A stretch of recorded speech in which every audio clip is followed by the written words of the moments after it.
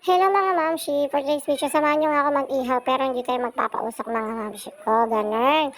Hindi, dito literal na inihaw mga mamsha. So ayan, nagmarinate na ako ng liempo, tapos ayan, nagpainit na ako ng kawali kasi medyo luluto-lutuin ko nga tong liempo muna dito sa kawali bago natin siya ilagay dun sa non-sticky na flat na pan. So ayan mga mamshi, isasalang ko na nga siya dyan. Bali pala mga mamshi, minarinate ko lang yung liempo.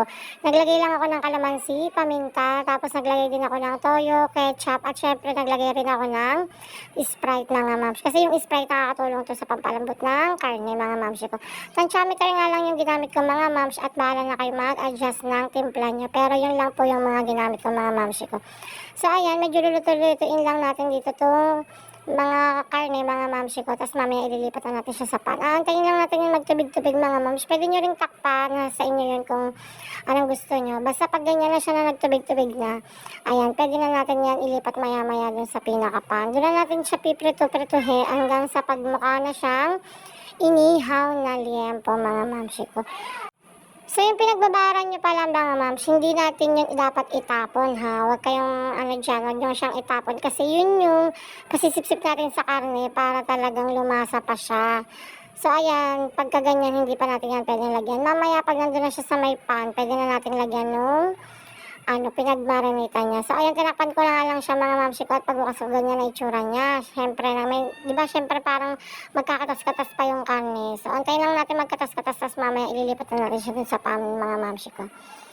Ayan, binabali-baliktad ko nga lang dyan. At tingnan nyo naman, lumalabas-labas talaga yung katas niya. Ganyan. Medyo bawa ko na nga yung mga oras na yun. Nagugutom lang ako kasi galing pa nga kami sa recognition ni Thea. So, ayan, bali-baliktad lang ang atake muna natin dyan mga mamsi. At mamaya, labanan na tayo sa putukan. Ganyan.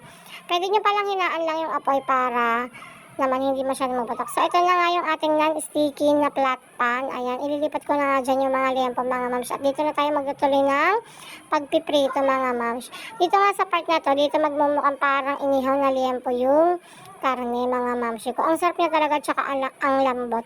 Tapos, wag niyo siya masyadong ito-toasted mga mams para naman yung karne hindi tumigas, diba? Kasi para juicy lang siya mga mamsi ko. Pag nakita nyo na medyo sunog-sunog na both side, pwede na yun mga mams. Ayan.